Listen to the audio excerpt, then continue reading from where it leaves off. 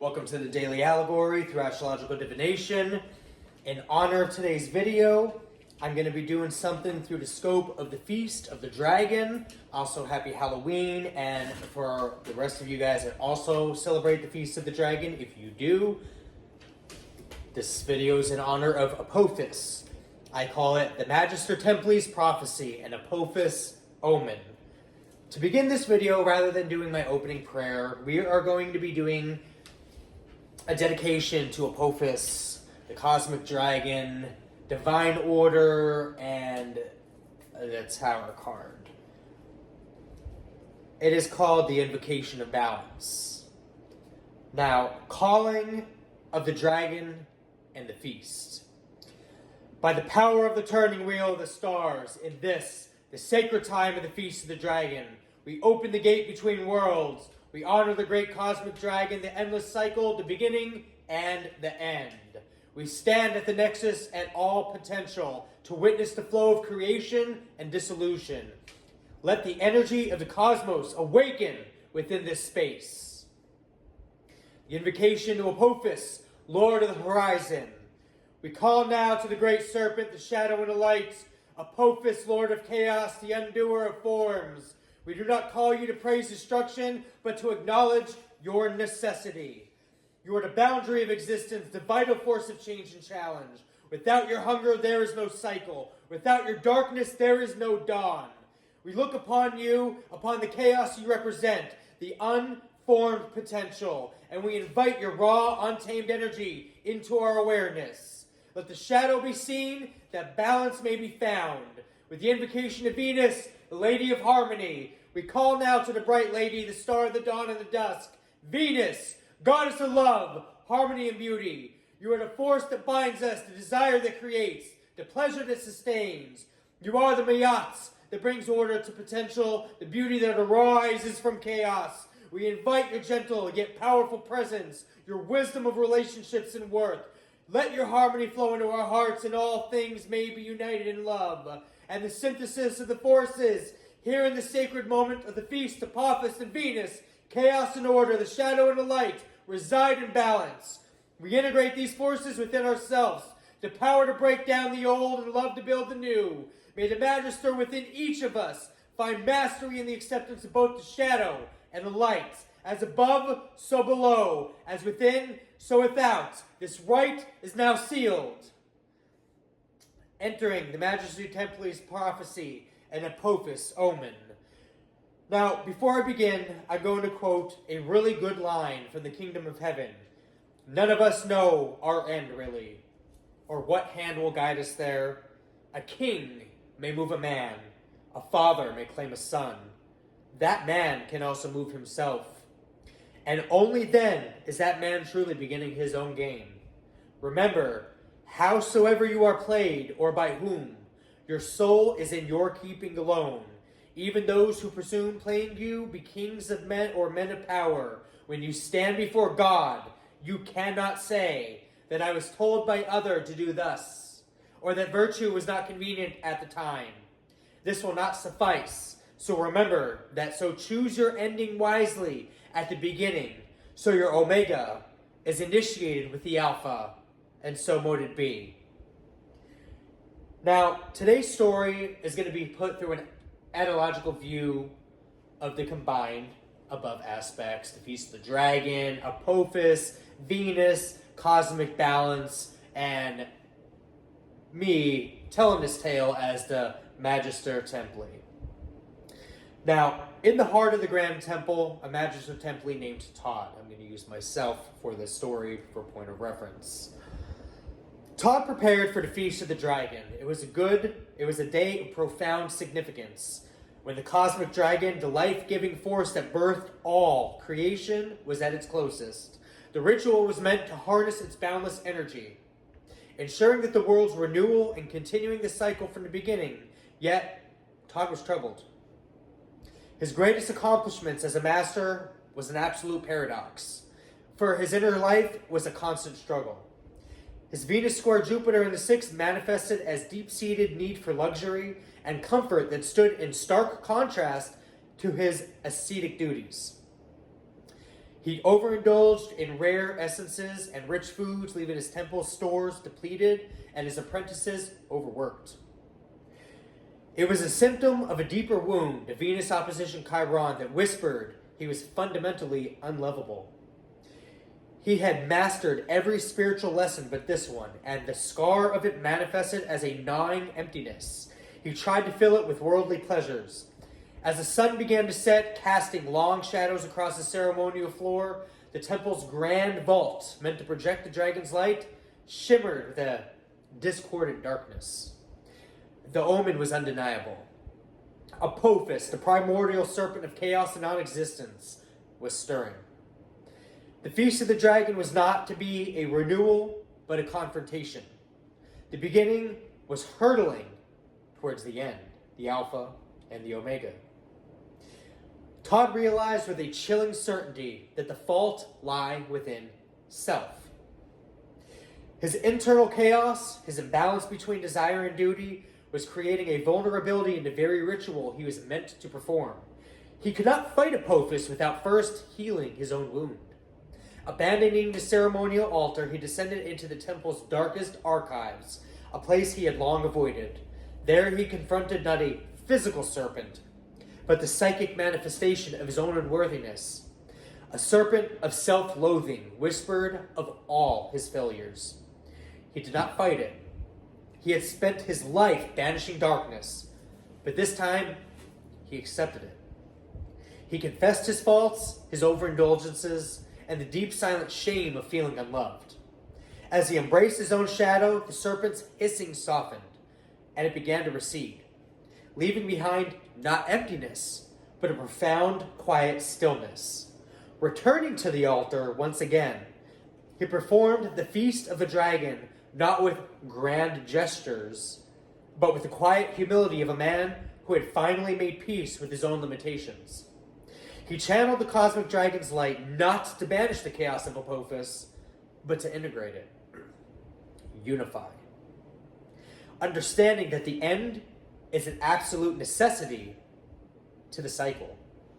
By accepting the shadow within himself, he allowed the cosmos to find its balance. The dragon's light flowed, but it was now a deeper, more nuanced light, one that contained both the beginning and the end. Todd, the Magister Templi, had not only saved the world, but had finally truly become a master of self. The Alpha integration of the Omega. Now, the Magister Templi integrates Apophis through a profound process of psychological and spiritual self-acceptance, rather than through a traditional battle of good versus evil. Those are just constructs of the human. In esoteric traditions, the journey of an adept often involves confronting and incorporating the shadow self, the repressed, the feared, or unacknowledged parts of one's consciousness. The things people like to keep hidden because they care more about people's opinions rather than reflecting inwards and figuring out their own compass on which to navigate upon. Now, here's how the integration works when we embody acceptance of the shadow. Instead of viewing Apophis purely as an external evil to be destroyed, the Magister Templi recognizes Apophis as the archetypal embodiment of chaos, non-existence, and the beginning to the end. Forces that are an absolute necessity, albeit frightening, part of a highly beneficial cosmic cycle, leading to a healing of the personal wound. Now, the Magister Templi's personal flaws, the Venus opposition Chiron, wound, and the Venus square Jupiter imbalance here, are the very crack through which Apophis gains entry. By confronting his own inner demons, his shame, unworthiness, and overindulgence, the Master Templi addressed the root cause of the external threat's power over above him, which allows integration over banishment. The act of integration means acknowledging the chaos and order, Apophis and a cosmic dragon. They are two sides of the same coin, positive and negative flow for perfect balance. Now, banishing chaos is but a temporary fix. It's like getting high to escape reality or drinking yourself into a delusion and an incomprehensible state. It only strengthens its return. Now, true mastery as a Magister Templi should possess, balancing these opposing forces, creating a shift in perspective. Now, the Magister Templi's approach shifts from a fear-based, combative stance to one of understanding and inclusion. Integration is always going to be the sum of all equations at this level. By accepting his own personal darkness, he no longer projects that fear outward, thus neutralizing Apophis' power to destabilize him or the ritual, allowing one to begin rebalancing the cosmos, restoring cosmic order, if you will. Now, the ritual, when performed with his new integrated understanding, allows the dragon's creative light to flow while simultaneously acknowledging and making space for the chaotic forces of Apophis within the overall cosmic balance. The end is averted not by force, but by a redefinition of the cycle where the end is understood to be contained within the very beginning itself. In essence, the Magister Templi doesn't destroy Apophis, he neutralizes it by removing the fear and the resistance that give it power. Remember, all things in nature flow naturally. A river doesn't simply stop because there's a boulder, there's a log, there's just some kind of impediment in its path. It will permeate through and create a new path, an alternative route, if you will, to always get to the end of the road where it's going. It doesn't simply just go from A to B. When C is a line of obstruction, it will take a detour around and still get to B. Now,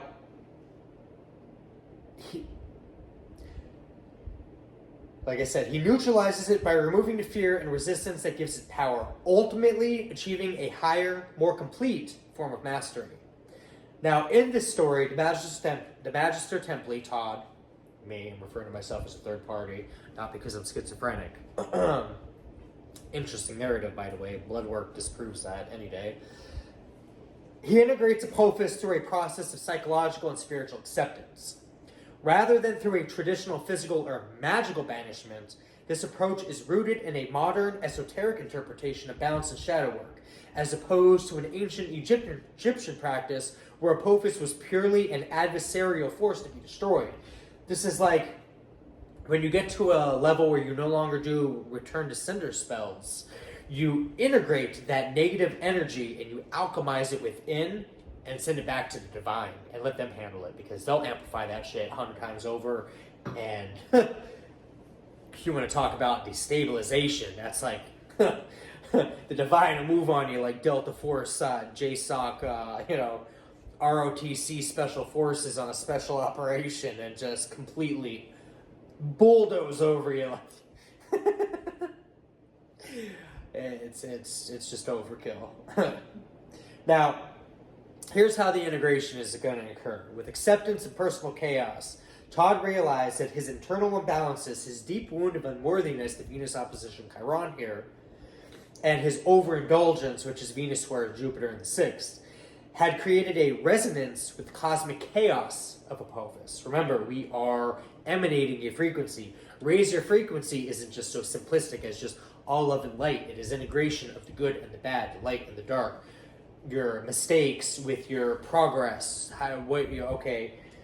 You did this. What is your line of correction, and how do you continue moving forward with that without,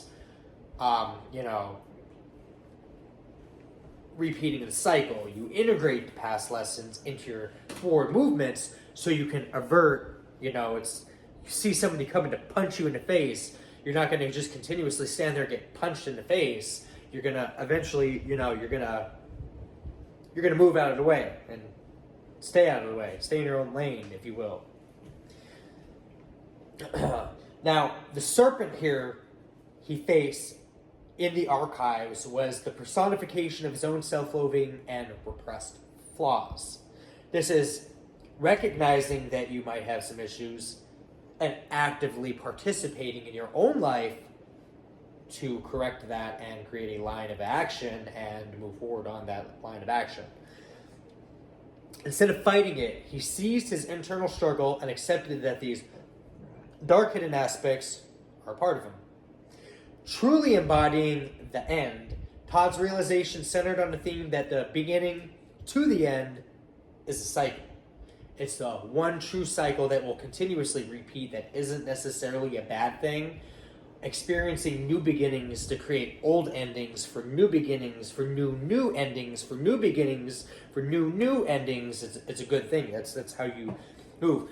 Oh, you've changed. If you hear that, you're on the right path. You need to change. It's not always necessarily a bad thing. Change is a good thing. When you're in your comfort zone too long, that's when you slack off. That's where stagnation is created. Getting out of your comfort zone is where you elevate self, always, in any practice. Now, traditionally, Apophis represents the force that seeks to end creation.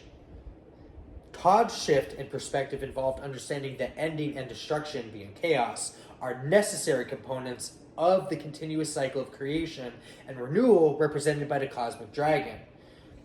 The earth has an earthquake and totally destroys the land structure, and then afterwards subsides, and if a, volcano underneath or something that activated more magma comes up, it expands, it creates a new layer of land, and it's just a natural destruction cycle for creation to take over and move forward with. Even the earth does these cycles. It's just a natural balance of all that is. Now, true cosmic order, being Mayat, one of my favorite goddesses, isn't about the absence of chaos, but the balance of it. Ordo ab chao. Again, my favorite Latin phrase, order out of chaos. One simply cannot exist without the other. Leading to a shift in ritual. The final ritual of the Feast of the Dragon changed from an act of force to an act of harmony. Todd no longer sought to overthrow Apophis as traditional priests would do through ritual, but to acknowledge its place in the universal design. By performing the ritual with humility and an integrated self, he allowed the dragon's light to flow in a way that acknowledged and balanced the chaotic force, rather than pushing it into a repression where it would simply build power again and just repeat. Essentially, the Magister Templi's act of integration was a mastery of the self. He brought his own shadow into the light of consciousness, which in turn allowed the cosmic balance to be restored. He then became the master, not by wielding great power or by physical blunt force, but by achieving a higher state of wisdom and wholeness within. That's all I have for you guys today. Happy Feast of the Dragon, happy Halloween, whatever you celebrate. Stay safe, make good choices.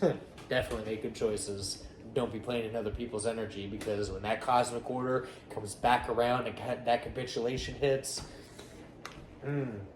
if you haven't integrated Apophis, these are lessons you're going to learn in the most horrific manner. Guaranteed. Because if you aren't learning and integrating chaos energy while trying to use chaos magic, you're probably screwed. Stay safe, y'all.